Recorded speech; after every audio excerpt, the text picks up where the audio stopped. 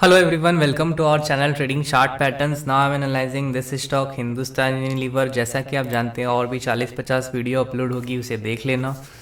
तो हिंदुस्तान यूनिलीवर मेरे हिसाब से वो कंपनी है जिसमें अगर आप पैसा लगाते हो तो आपके पैसे के डूबने के चांसेस बहुत कम है। पूछो कैसे?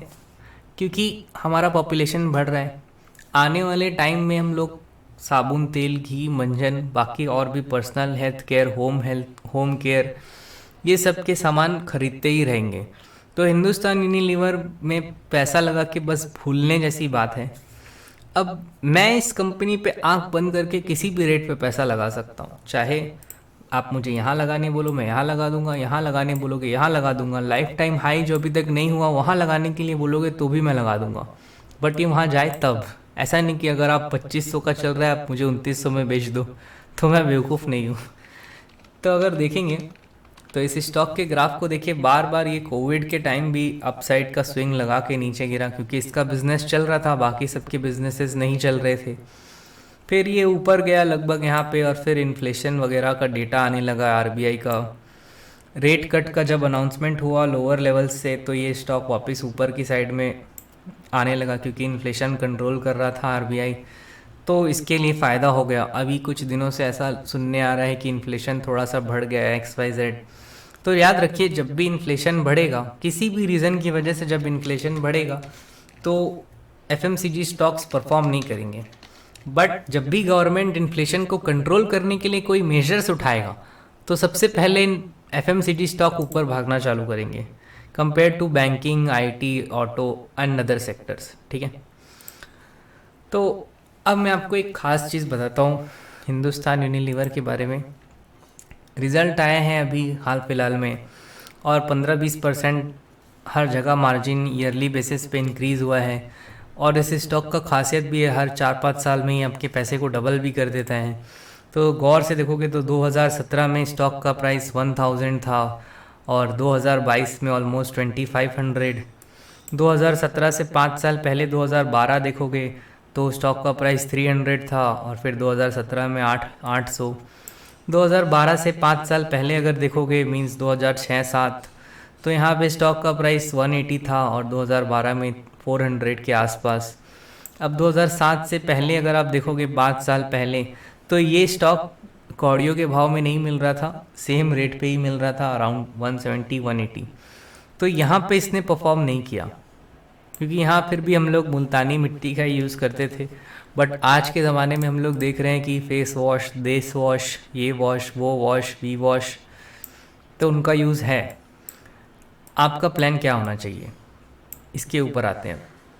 देखो, हर एक स्टॉक जो वीकली के 200 ईएमए पे आ जाता है, और जो टॉप 10 स्टॉक्स में से हो, उसमें इन्वेस्टमेंट ऑब्वियसली हमें करना चाहिए।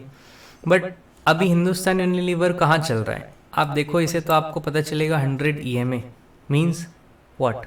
100 वीक्स के एवरेज प्राइस पे चल रहा है, means almost 2 years old rate चल रहा है। मीन्स 2020 का जो रेट हुआ करता था लो, उस रेट के आसपास अभी ट्रेड करते हुए आपको दिखाई दे रहा है। क्या करना चाहिए?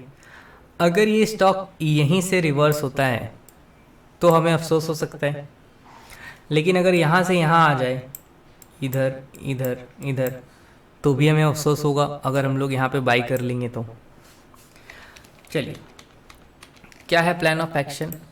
लास्ट डे स्टॉक ने एक डाउन साइड मूवमेंट दिखाया, और अपने 200 ईएमए के नीचे ट्रेड करता हुआ दिखाई दिया। 20 ईएमए भी लोअर लेवल की साइड ट्रेड कर रहे हैं।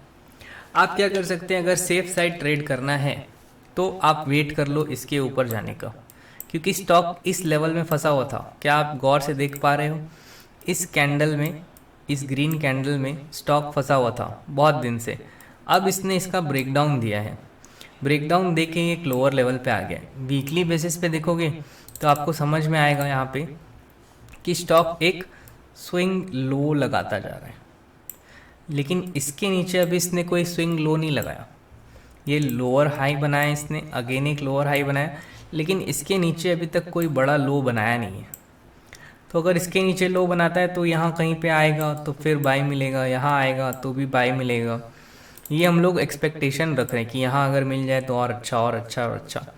बट जेन्युइनली अगर देखो मंथली टाइम फ्रेम में तो स्टॉक ऑलरेडी एक अप ट्रेंड में ही है।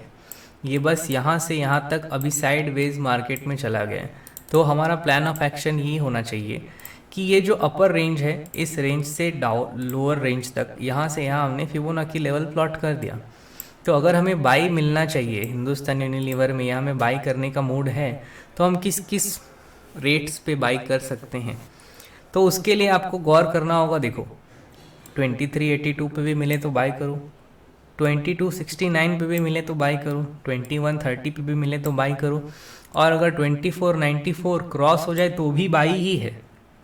क्यों?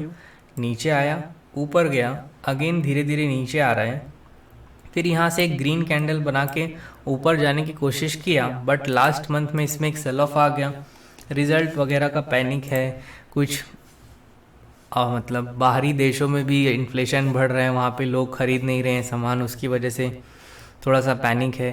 तो अगर ये 2382 आता है तो हमें लॉन्ग टर्म के लिए खरीदने मिलेगा, 2269 पे भी लॉन्ग टर्म के लिए खरीदने मिलेगा।